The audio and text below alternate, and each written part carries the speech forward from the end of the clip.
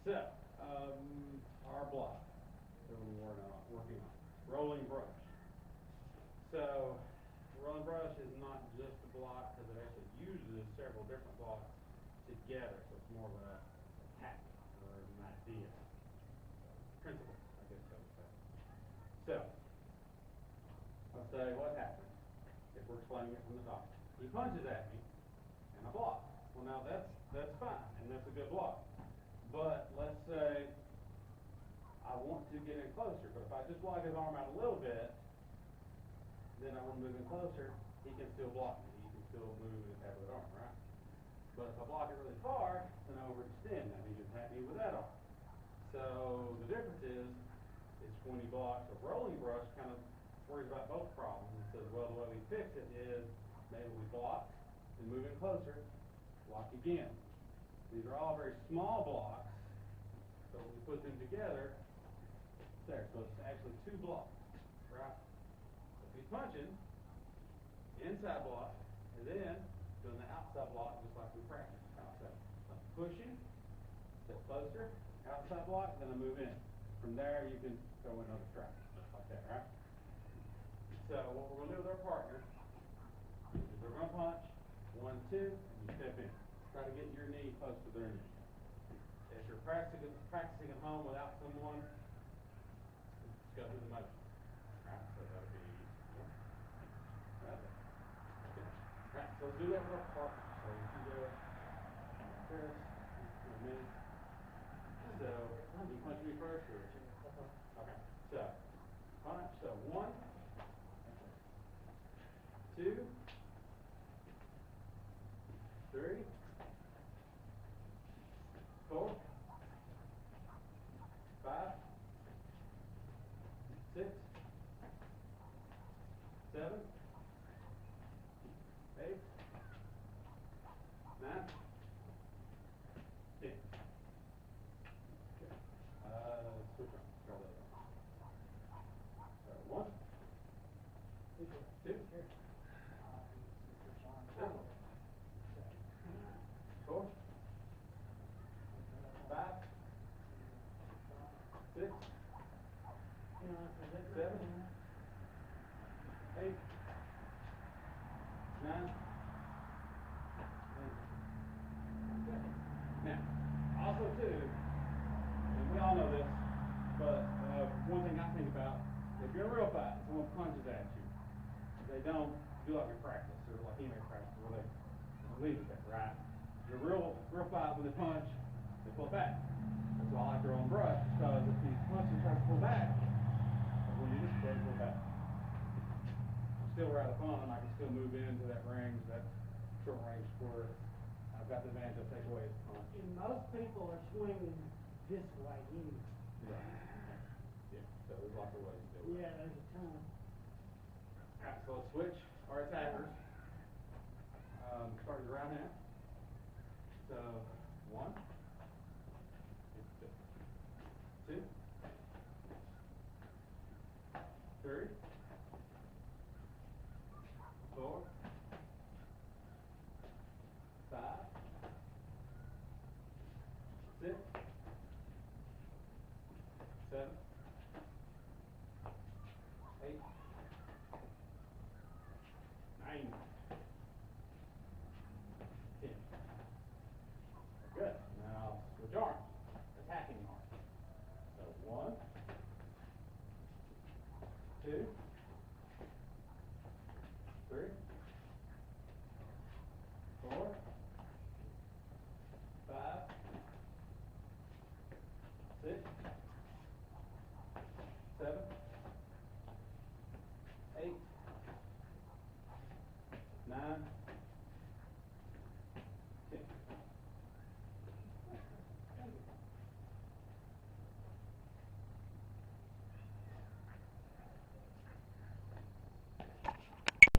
So now, They fly off like the question is, though, can you play it drunk like you can real time? You try hard enough, you do it. I'm just saying, I've never played golf. It's like that thing that say, well, if you would do it drunk, then you would do it sober too. And now, I don't think I'd ever sleep naked in the middle of stuff. fun. I'll get all this in post. It was a good day. A really good day. Alright, now self-defense. We're going to talk about the basic knife self-defense. This is if someone comes up and they're trying to stab low to the stomach. The self-defense that's called the pop. So real quick, let's review this. Is where we stand up here, feet kind of like a natural stand. I stand there. You push your feet back like a little hop, a little jump, and then stick your butt out in the air. And as you do that, both hands go down, a low block. You're not blocking the knife, don't forget, you're blocking the block. Alright, so let's grab a partner, let's try this. Anything first? So we stab, right there, pull our body back. Pull our body back to get it, our stomach away from the knife. So on my count, so 1, 2, 3, 4, 5. Alright, and good job. So 1, 2, 3, 4, 5. Alright, so that is the top. Now also, we can use the outside block. So if I'm swinging more of a slashing motion, you can do the outside block, just like that, blocking the arm, not the knife. So let's practice that a few times. 5. So 1, 2, 3, 4, and 5. That's it. Alright, good job. So 1, 2, 3, 4, 5. Good. Good. Those 2 of the knife self-defense.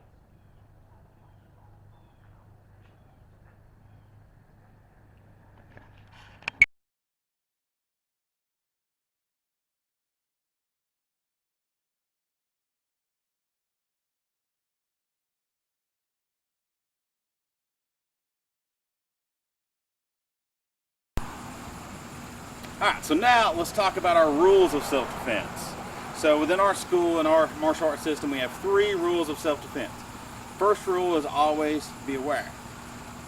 So that means always pay attention. Always pay attention to your surroundings. If you're walking somewhere, pay attention to where you're walking, what's in front of you, what's behind you. Not just what people are in front of you, which is important, but also what things are in front of you. If you avoid the people that make you feel scared, but then you walk into a hole and break your leg, then that really doesn't help.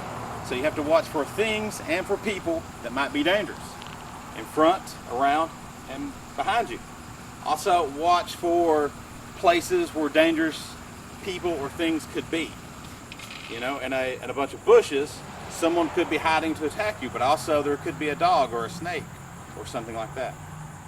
So that's rule number 1, always be aware. Rule number 2 is always protect your bubble. Always keep your circle. And by that, what we mean is your circle, your personal space circle, is the length of your arms here. Now, don't walk around like this all day. People will think you're kind of weird. But get used to this distance. Don't let anyone that you don't trust into that circle, into that distance. Now, if we're going to do that with a partner, let me borrow my assistant again. So if she's standing there and I come over, I'm a stranger. Now I'm in her circle. I'm too close. But now she's being aware, she's being alert. If I walk over and try to grab, she can move away. She can move to where she stays out or keeps me out of her circle. If it's possible, she could always just move straight back. Right? And she could take her guard. In a situation where maybe you're walking down the street, let's say she starts over there, and let's pretend this is the street and she walks this way. Go ahead, start walking. And I'm a bad guy, if I get in her circle, I could easily grab. So really what we should do is when she walks, she should walk away so that I stay out of her circle. Thank you. So that's rule number 2, protect your circle, your personal space. Rule number 3, run away if you can. It's okay to run away from a confrontation. It's okay to run away from an attack, but try to run to safety. Run to a safe place. Or my joke is always watch a scary movie and do the opposite of what those people do. Run to a place that has people, preferably people in uniforms. As if it's dark, make sure the place has lots of lights if it's not outside. And run to a place where you can contact someone or get help. So that's the 3 rules of self-defense. Always be aware, protect your circle, run if you can.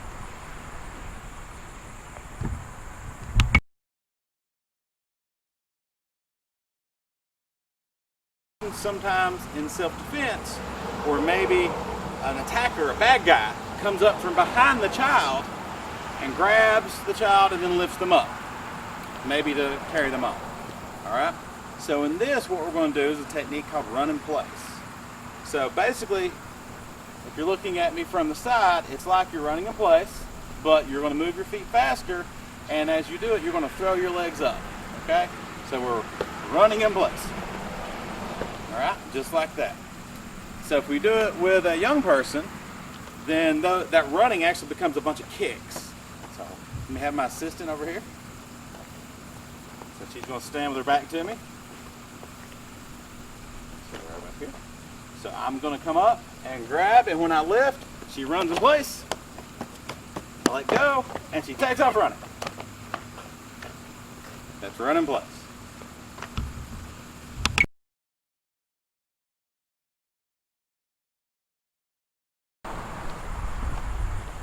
Okay, kids self-defense, the first one we're going to do today is the grab the wrist.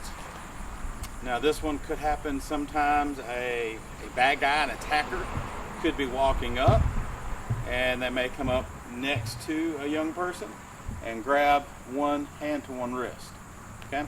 Since most people in the world are right-handed, we're going to do this as if the bad guy is right-handed.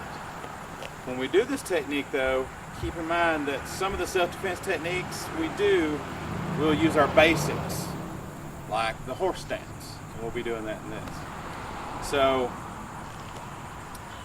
when you do this technique, one thing you're going to have to do is make a chicken wing, or chicken fist, chicken hand, whatever you want to call it. So you're going to take all your fingers and your thumb and point them together in a point, and then bend your hand in as far as you can. All right? So when the bad guy grabs the wrist, you'll make your hand into that. Then from there, let's say I'm walking, someone grabs my right hand, I step back into a horse stance, put this hand here, and I drop my weight and pull down all at once. Okay? Now, I will have my assistants come over here and we'll do this together. So this is my assistant. So now let's imagine that I am a bad guy and I walk through and maybe she is not aware and I grab her wrist here. Now she's going to take her opposite hand or opposite leg as the hand that's being grabbed, step back into a horse stance, get deep, and then drop the weight and knock it down. Let's do it again. So take a real far back horse stance and drop it down. If you need to, you can take the other hand and push on their hand or their arm at the same time your hand drops down. Try that. No. And push and at the same time. Then, after you're free, turn and run away to safety. That's right, run away to safety.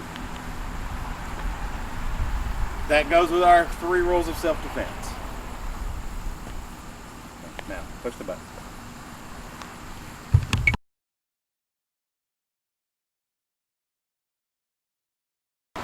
And it's a really good, very simple self-defense. It is for a full Nelson. A full Nelson is when someone comes up from behind and their arms go underneath your armpit and then grab the back of your head like this. All right, it'll help if I show you. So let me get my assistant.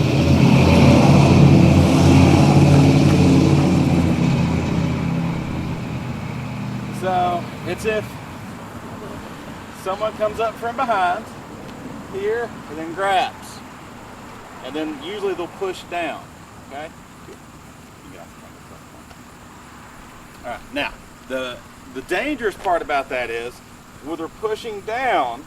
If your head goes like this, that could restrict your breathing, and also that puts pressure on your spine, your cervical vertebrae. And if that breaks, that's really, really bad for you. Okay? So, one of the ways to stop this is as soon as you feel their arms come through this area so that they can go underneath your arms and grab behind your head, as soon as you feel that, you take your arms and pretend that there's water balloons all through here. And you clamp your arms down as tight as you can and push your arms up to your body. Just be careful that you don't bring your arms up like this or in front of you. It just has to be right here along the sides. Okay? When you do that, their arms get or their hands get kind of stuck. And then when it gets stuck, that's your chance to run away. Don't just try to stay there and resist and fight or laugh at them. Use that chance to run away to safety. Okay? So I'm going to use my assistant again. So let's pretend that maybe she's not being aware, which is bad. Let's always be aware.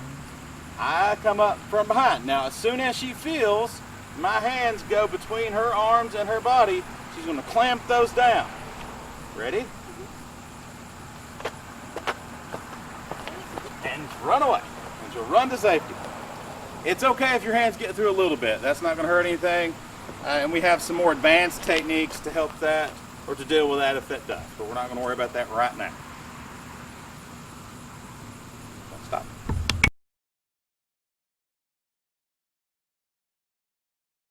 The ball. Forward view.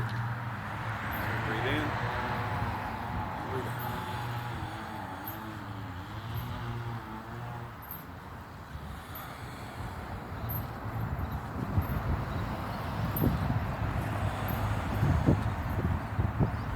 Side view.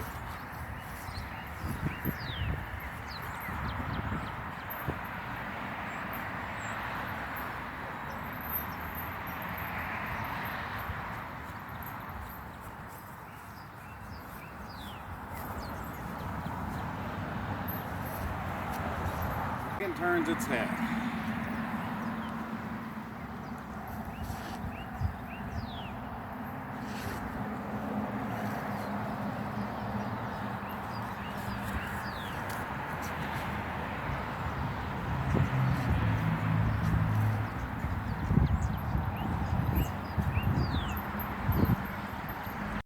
Okay, so this is eagle push.